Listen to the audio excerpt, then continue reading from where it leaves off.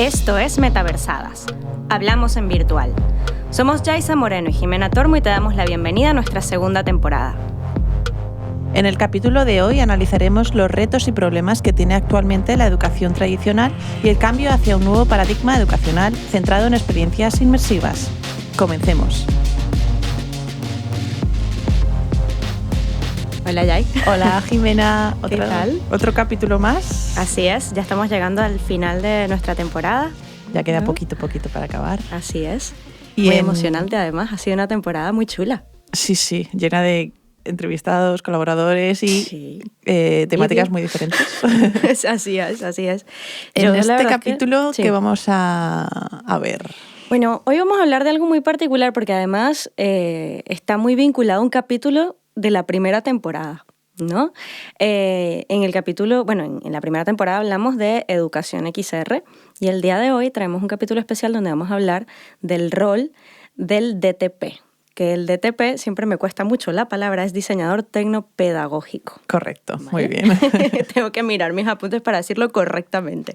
Pero lo cierto es que es un rol muy interesante, sobre todo, y ojo, después de haber aprendido con este capítulo, ¿no? Haciendo todo lo que es la preproducción, me he dado cuenta de que es un rol que siempre hemos necesitado cuando nos ha tocado enfrentarnos a proyectos educativos. Sí, de hecho es uno de los perfiles profesionales que entra dentro de todo nuestro paradigma metaverso y realidades extensivas. Y vamos un poco a desgranar por partes, ¿no? Qué tipo de profesional es este perfil y cómo lo vamos a hacer. Bueno, de la mano de dos entrevistadas que voy a presentar a la primera de ellas, que es Cristina Nogales, es diseñadora tecnopedagógica y gestora de proyectos e-learning en Interingenia. Vamos a escuchar qué nos cuenta ella sobre cómo define un DTP. El DTP es una especie de consultor en la educación virtual o mixta. Y digo independientemente porque al final, pues como hemos comentado también en otras ocasiones, hay muchos conceptos que se entremezclan, la Web 2, la Web 3, el metaverso educativo o cualquier otro nombre que se le ponga al proceso que habrá de confluencia entre la realidad física y virtual.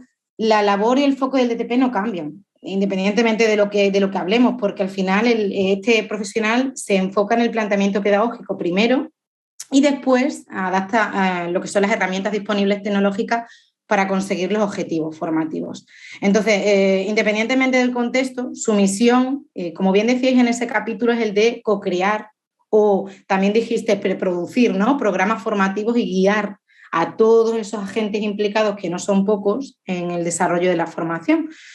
Y es que el DTP es esta figura que sale dentro del panorama educativo independientemente de a qué tecnologías estemos enfocadas. Pero también es muy curioso porque reúne como diferentes aspectos y se centra en cada uno de ellos. Pero el primero en general, el primero que trata es los alumnos, es decir, una educación puramente centrada en el aprendizaje de estos alumnos. Después lo evalúa a través de métodos pedagógicos que son un poquito más disruptivos de lo que se lleva haciendo en la educación tradicional. Y por último, se centra en esta parte que a nosotras nos atañe tanto, que es en la tecnología, en cómo con las herramientas de innovación y de inmersión inmersivas pueden ayudar a que estos alumnos puedan aprender de una manera diferente a como se está haciendo hoy en día.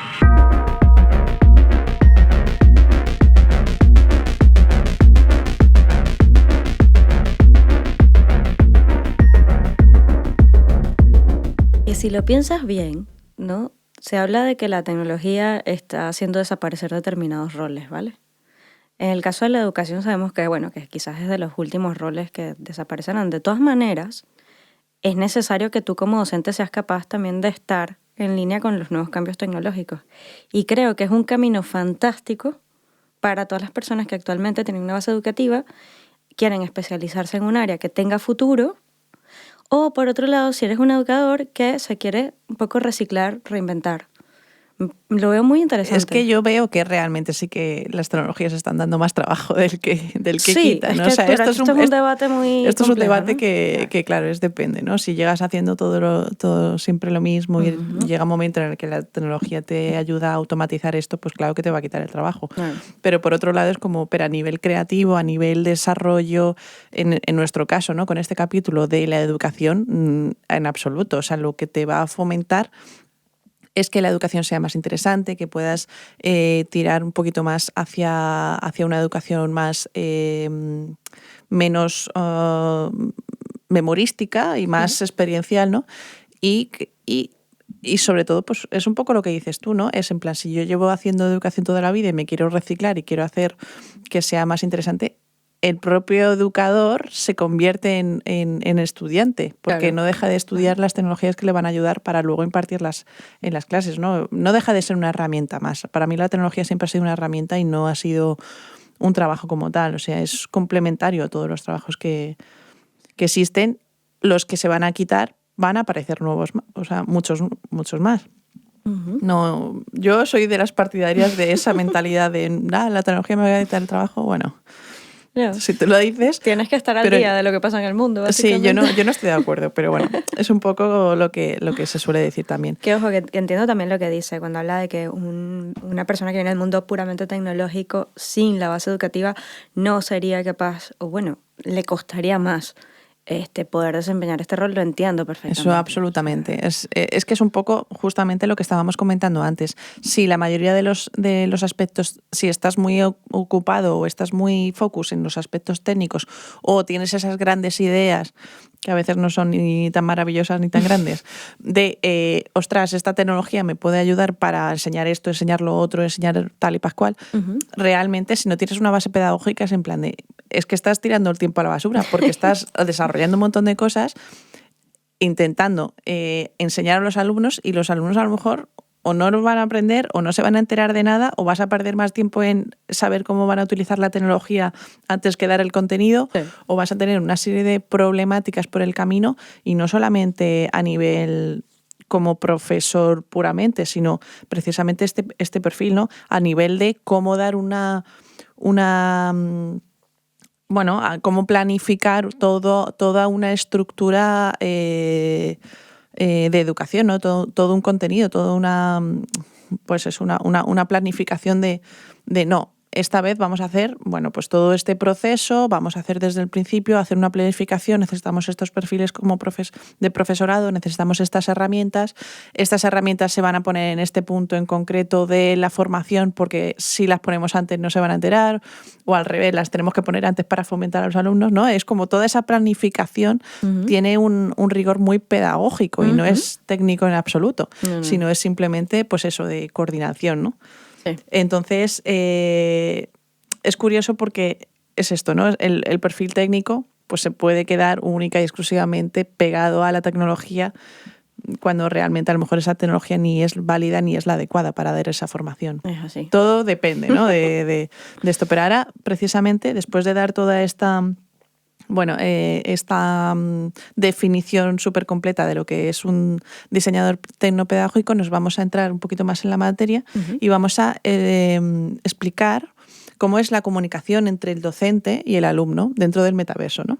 Cómo estas formaciones que están desarrolladas por un diseñador tecnopedagógico se han plasmado dentro de las plataformas virtuales. Camino nos pone varios ejemplos. En cuanto a los entornos, por ejemplo, tipo Altspace o Virbela, las experiencias educativas que nos estamos empezando a encontrar en educación, es una pena porque se han trasladado como a la educación que se impartía en los años 80. Y seguramente a más de una persona aquí le esté petando la cabeza diciendo, vale, ¿cómo es posible que con estas tecnologías que son hiper novedosas del 2022 nos estemos yendo hacia atrás 30 años? ¿Cómo es esto factible? Bueno, es factible por lo siguiente. Hoy día, en la parte de metaverso, cuando hablamos, por ejemplo, de metaverso, me refiero más a los protometaversos, tipo Altspace, el Horizon Worlds, o incluso, entre comillas, metaverso como Virbela, que se parece más a Second Life y demás. la interacción que tenemos allí con los objetos es limitada. Sí que es verdad que ahora ya podemos empezar a crear mundos dentro de Altspace y también del Horizon Worlds, pero esa parte de desarrollo, aunque sí que en principio la tecnología de edición es bastante sencilla, al usuario básico le cuesta bastante, ¿vale? Entonces, ¿cuáles son las experiencias educativas que se están diseñando para estos entornos actualmente? Suelen ser de transmisión de información, de transmisión de conocimiento. Entonces, se suelen utilizar más, pues, por ejemplo, para hacer eventos educativos, tipo congresos, donde tú puedes ver los avatares sentados, lo cual no tiene mucho sentido, porque estás en un mundo virtual para moverte, ¿no? Interactuar, pero no. Y en el mejor de los casos, sí que hay algunas personas que tienen un poco más de conocimiento de cómo se interactúan estos entornos, hacen algunas dinámicas, ¿vale? Por ejemplo, en Virbela, algo muy típico es que puedes configurar la sala de conferencias que tienes para poder utilizar la zona donde está el público, por ejemplo, como simplemente un estadio, ¿no? Es decir, gente sentada en batería y ya está. O puedes hacer como mesas redondas y segmentar a las personas. En Virbela, por ejemplo, cuando tú hablas, si en Altspace sobre todo, si estás al otro lado de la sala no te van a oír, porque sí que el sonido es bastante real en ese sentido, ¿no? Tienen un poco en cuenta las leyes de la física reales. Pero en otros lugares no es así. Y también en Virbela, por ejemplo, sí que se puede hacer que esa mesa incluso sea insonorizada para el resto de grupos. Entonces, ahí sí que se pueden hacer dinámicas curiosas de desarrollo. Por ejemplo, hay metodologías activas muy interesantes, como es el ABP, que es el aprendizaje basado en proyectos, o también en problemas, y puedes crear dinámicas ocultas en cada grupo para luego hacer una dinámica común donde se ponga todo en juego, ¿no? Eso es más interesante. Ya cuando empezamos a meter metodologías activas de cualquier tipo, todo cambia. Pero esa es la excepción hoy día, ¿vale? Cuando las metodologías activas en educación están o deberían estar más que instauradas. Entonces, vamos un poco hacia atrás, porque también hay un desconocimiento de esta nueva tecnología por parte del profesorado y también, por otro lado, hay un desconocimiento de los estudiantes de cómo moverse en estos entornos.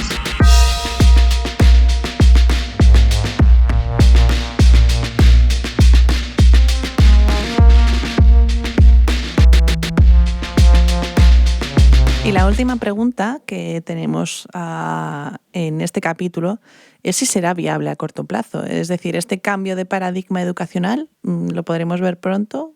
Vamos a ver qué nos dice Camino. Yo lo tengo un poco claro, la verdad, Yaisa, porque partiendo de la base de que a nivel tecnológico ya por fin se avance bastante y podamos tener estos entornos mucho más claros y poder personalizarlos un poquito, que ya empieza a haber posibilidades. A partir de este momento hay un grupo de docentes que va a querer meterse como locos, de hecho ya empieza a verlos. Son este grupo de docentes más disruptivos, nunca mejor dicho, que les encanta la innovación educativa y que les encanta aprender y tener nuevos retos educativos y encontrar siempre lo mejor para esos estudiantes y poder entenderlos mejor. Este equipo docente, que sobre todo lo encontrás por internet si buscas por Twitter y por otras plataformas, sí que se va a meter ahí. Y se va a meter ahí de lleno y se va a meter ahí a pesar de que las instituciones educativas no lo apoyen. Ahora bien, el hándicap que tendríamos en este caso es el mismo que tuvimos en el 2013 más o menos, con esas primeras incursiones de la realidad virtual y aumentada en educación que hubo.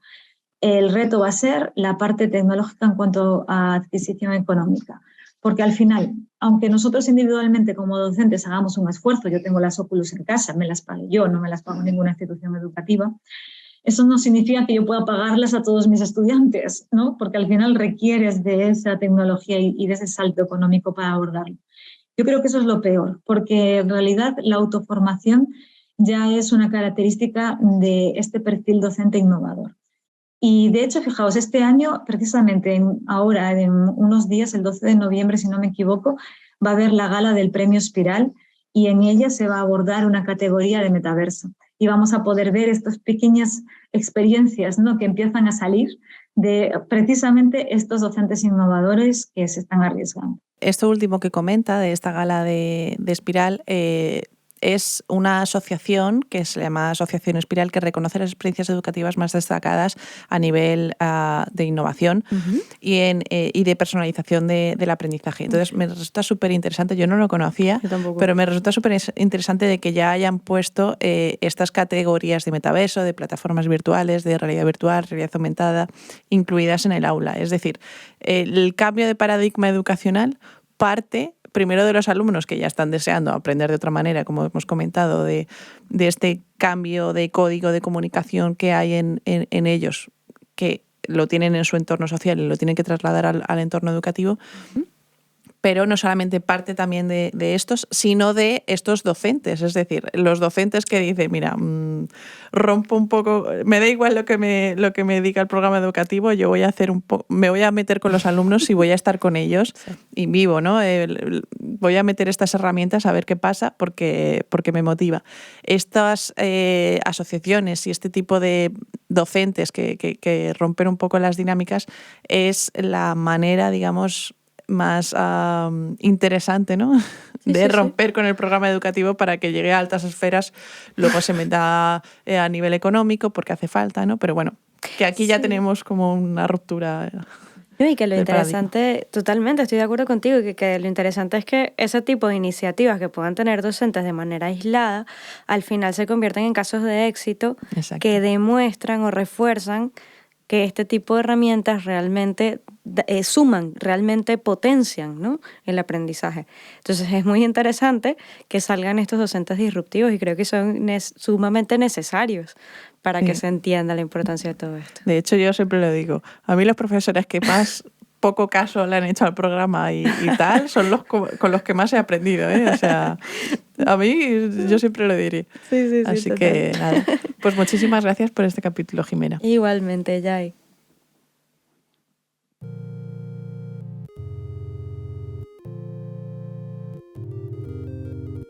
Y así termina nuestro programa de hoy.